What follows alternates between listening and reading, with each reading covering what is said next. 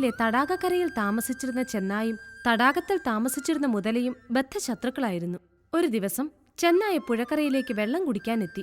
ചുറ്റും മുതലയെങ്ങാനും ഉണ്ടോന്ന് നോക്കിയിട്ട് അവൻ പതിയെ വെള്ളം കുടിക്കാനിറങ്ങി. മുതല വെള്ളത്തിനടിയിൽ ഒളിച്ചിരിക്കുന്നുണ്ടായിരുന്നു. വെള്ളം കുടിച്ച് കരയ്ക്ക് കയറാൻ തുടങ്ങിയ ചെന്നായുടെ കാലിൽ മുതല കടിച്ചു. ചെന്നായി പേടിച്ചു. എങ്കിലും അവൻ ബുദ്ധിപൂർവ്വം പറഞ്ഞു, അല്ലല്ല, എന്റെ കാലാണെന്ന് കരുതി നീ മരക്കഷ്ണമാണോ കടിച്ചിരിക്കുന്നത്? നോക്കിയേ, ഇതാണെന്റെ കാൽ. ഇതും പറഞ്ഞ് ചെന്നായി തന്റെ വാൽ മുതലയുടെ നേർക്ക് നീട്ടി.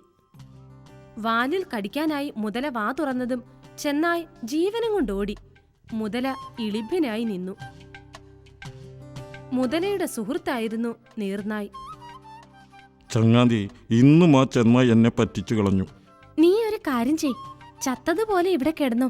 ഞാൻ ചെന്ന് ആ ചെന്നായിയോട് എന്തെങ്കിലും നുണ പറഞ്ഞ് സൂത്രത്തിൽ ഇങ്ങോട്ട് കൂട്ടിക്കൊണ്ടുവരാം. സുഹൃത്തേ, വരൂ, നമുക്ക് നദിയിൽ പോയി നീന്തി കളിക്കാം. എനിക്ക് നദിയിൽ കുളിക്കാൻ യാതൊരു താല്പര്യവുമില്ല. ആ മുതല എന്നെ തിന്നാൻ കാത്തു നിൽക്കുക. ആ മുതല ഇന്നലെ ചത്തുപോയില്ലേ? സംശയമുണ്ടെങ്കിൽ വന്ന് നോക്കൂ, ആ മുതല കരയിൽ ചത്തുകിടപ്പുണ്ട്. ഇത് കേട്ട ചെന്നായ് നീർനായുമായി കരയിലെത്തി. ചെന്നായ് ചിന്തിച്ചു, മുതല ശരിക്കും മരിച്ചോ? ജീവന്റെ തുടുപ്പ് ബാക്കിയുണ്ടെങ്കിലോ? ഈ നീർനായി നുണ പറഞ്ഞതായിരിക്കുമോ? എന്തായാലും ഒന്ന് പരീക്ഷിച്ച് നോക്കാം.